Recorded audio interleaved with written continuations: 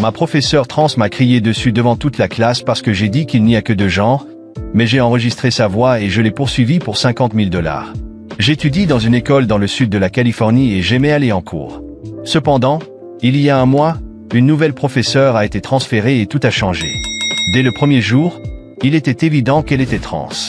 Lors de son premier cours, elle nous a dit que ses pronoms étaient « elle » et que nous ne pouvions pas utiliser d'autres pronoms pour la désigner, et le reste du cours a été consacré à parler de l'importance des pronoms et de leur signification. Je pensais que ce n'était qu'un cours introductif et je n'y ai pas prêté attention, imaginant qu'au prochain cours, elle nous enseignerait les mathématiques, ce qui me réjouissait car j'aime résoudre des problèmes. Cependant, le lendemain, elle a présenté une diapositive sur l'histoire LGBTQ et a commencé à enseigner à ce sujet, mais j'ai levé la main et demandé si nous n'allions pas étudier les mathématiques, et elle m'a ordonné de m'asseoir et de ne pas interrompre le cours. Je pensais que ma question était valable et j'ai demandé une réponse rapide, car notre premier examen serait dans une semaine et nous devions être prêts. Mais la professeure a croisé les bras et a commencé à m'appeler transphobe, disant que j'interrompais volontairement pour ne pas écouter ce qu'elle avait à dire sur les personnes trans. J'ai nié, en disant que mon intention était purement académique et que je n'avais jamais rien fait qui suggère que je sois transphobe. À ce stade, la plupart des élèves semblaient être d'accord avec moi, hochant la tête. La professeure s'en est rendue compte et a crié de toutes ses forces, exigeant que nous nous asseyions et écoutions. Sa voix était si forte que je me suis assis par pure peur et je n'ai pas prononcé un mot de plus pendant le reste du cours. Je ne savais pas que la professeure n'avait pas l'intention de changer le sujet des cours LGBTQ. Le lendemain, elle est revenue avec d'autres diapositives, expliquant cette fois ce que sont les genres et combien il en existe. Après 10 minutes, elle a dit que les genres n'avaient pratiquement aucune importance et que nous devions faire attention à l'identité. J'ai laissé échapper un rire involontaire, mais elle m'a entendu et m'a ordonné de me lever et a demandé si j'étais encore transphobe, et j'ai dû réprimer un soupir.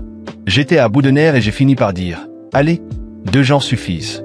Nous pouvons étudier pour l'examen maintenant. » La professeure a complètement perdu le contrôle quand j'ai dit cela, a marmonné une insulte et m'a ordonné de m'approcher d'elle.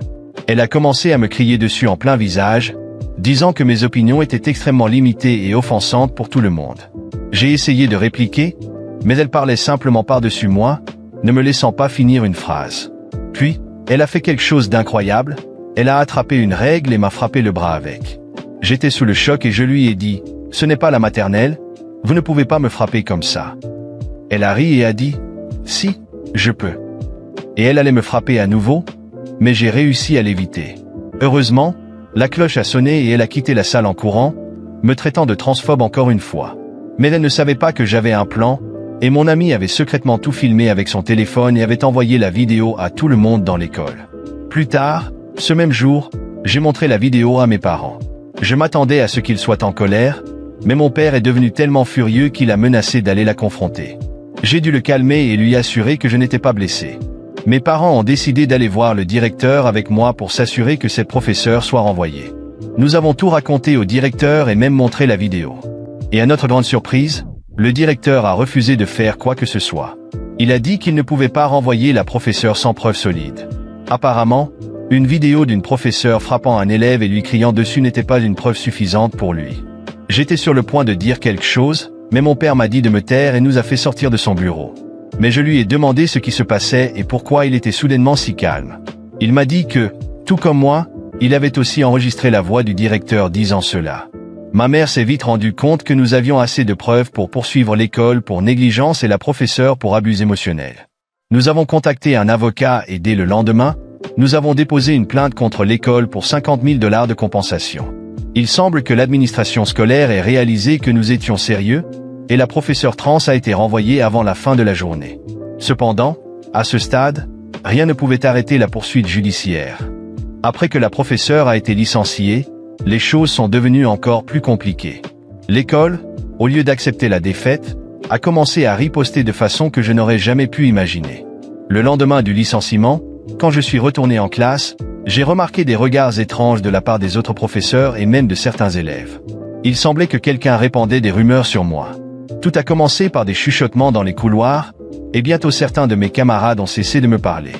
J'étais confus, sans comprendre ce qui se passait, jusqu'à ce qu'un de mes amis m'informe que le corps enseignant essayait de peindre la situation d'une manière complètement déformée. Il disait que j'avais manipulé la vidéo, et que la professeure n'avait réagi que parce que je l'avais provoqué, transformant toute la situation en quelque chose qui semblait être de ma faute. Quand mes parents ont appris cela, ils étaient furieux et sont retournés voir le directeur, exigeant une explication. Mais la réponse qu'ils ont obtenue était encore pire. Le directeur a simplement dit que l'école faisait face à une énorme pression de la communauté à cause de l'affaire et que certaines personnes remettaient en question la validité des preuves que nous avions présentées. Ils ont insinué que notre intention dès le début était de détruire la réputation de la professeure par préjugés. C'était la goutte d'eau pour mes parents. Ils ont décidé d'engager un avocat encore plus influent, quelqu'un qui chercherait non seulement à obtenir une indemnisation de 50 000 $, mais aussi une reconnaissance publique de l'injustice que nous subissions. Et c'est à ce moment que l'école a commencé à montrer son côté le plus sombre. Tout d'abord, ils ont commencé à faire de fausses accusations dans mon dossier scolaire. Quand j'ai essayé d'accéder à mes notes en ligne, j'ai remarqué que plusieurs d'entre elles avaient été modifiées pour de mauvaises notes. Je suis allé à la direction pour me plaindre, mais ils ont allégué que des fautes de conduite de ma part étaient en cours d'évaluation et que c'est pour cela que j'étais pénalisé académiquement.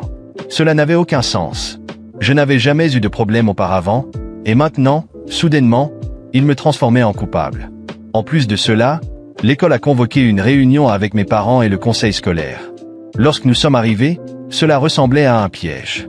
Le conseil a commencé à accuser mes parents d'incitation à la haine contre la communauté LGBTQ, disant que le procès que nous avions lancé était une démonstration claire d'intolérance.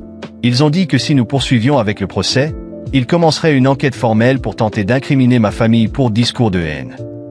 Mes parents étaient choqués. Leur avocat, qui nous accompagnait, a calmement dit que l'école dépassait toutes les limites légales. Il a menacé de contre-attaquer, en disant que la tentative de saboter mes notes et de diffamer notre famille serait traitée comme un facteur aggravant dans le procès. Mais il semblait que l'école était tellement déterminée à nous détruire qu'elle ne se souciait plus des conséquences. Les jours suivants, les choses se sont aggravées. J'ai reçu des menaces anonymes en ligne et même à l'école.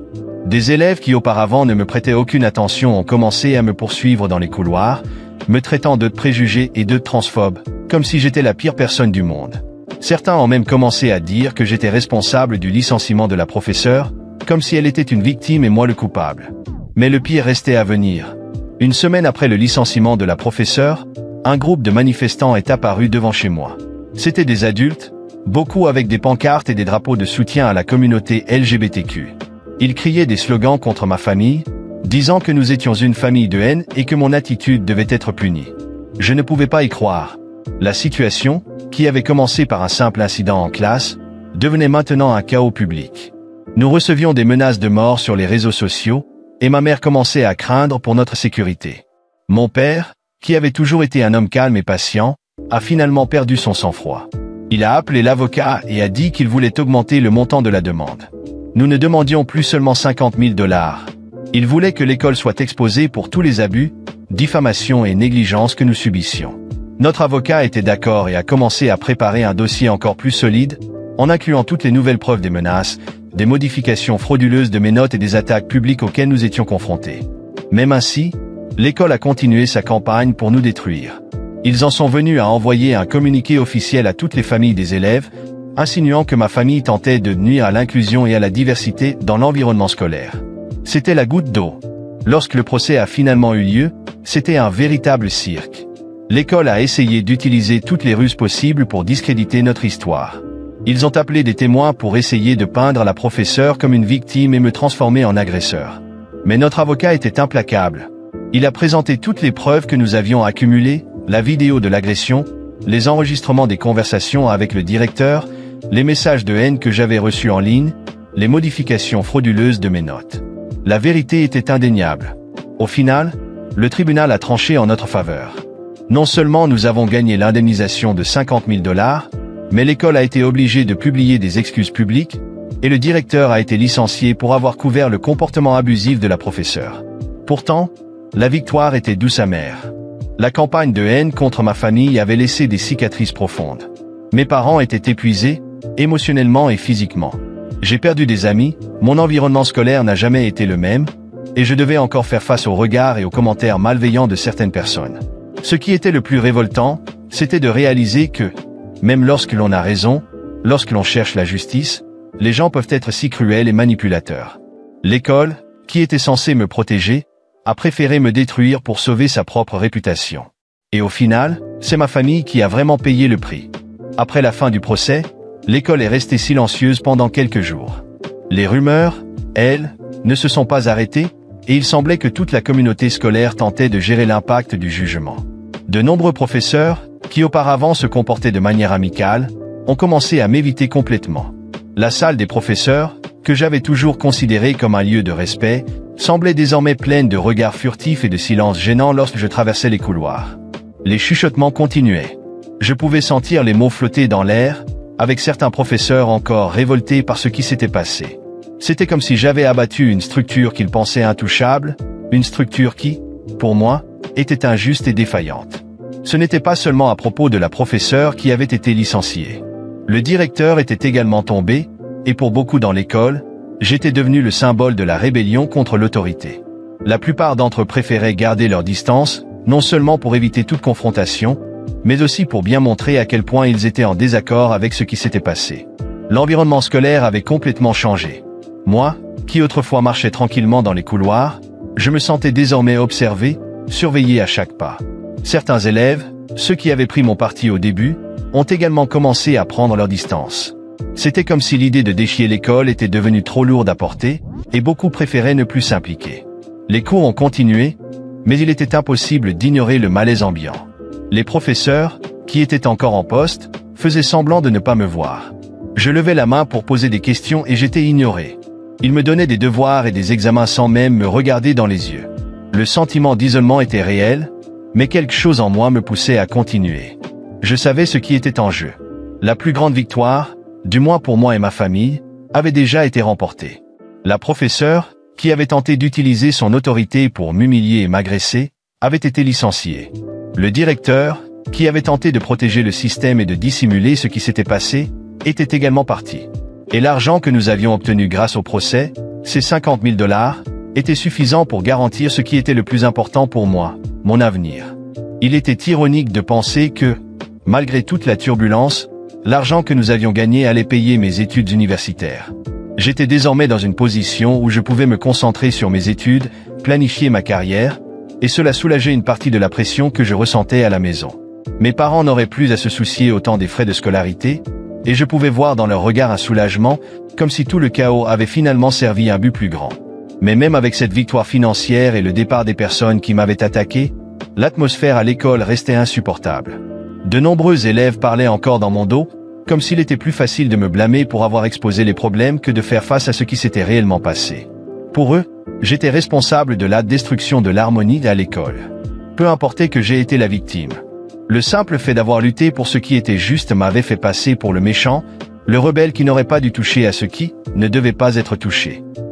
Chaque jour qui passait, je me retrouvais à faire face à une décision difficile. Affronter l'isolement ou simplement me taire et continuer. Mais me taire n'était pas une option pour moi. J'ai toujours cru que, lorsque l'on sait que l'on a raison, il faut se battre, même si le monde autour de vous essaie de vous faire croire que vous avez tort.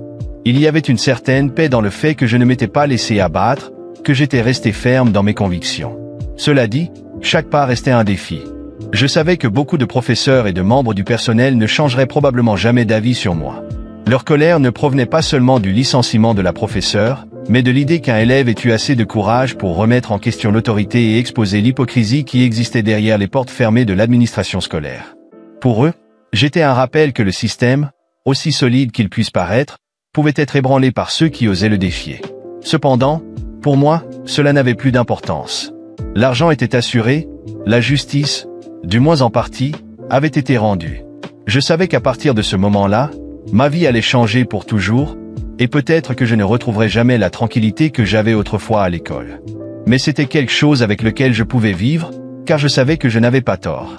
Tout au long de ce processus, j'ai appris que lutter pour la justice n'est pas toujours facile, et que, bien souvent, le coût de cette lutte peut être la perte d'amitié, l'isolement et le mépris de ceux qui ne veulent pas voir le système changer. Mais j'ai aussi appris qu'en fin de compte, la vérité prévaut. La professeure avait tort, le directeur avait tort, et j'ai fait ce que je devais faire. Quand je regarde vers l'avenir, je sais que cette expérience m'a rendu plus fort. Chaque dollar gagné lors du procès n'est pas seulement un chiffre sur un compte en banque, c'est la preuve que la justice peut être atteinte, même si le prix à payer est élevé.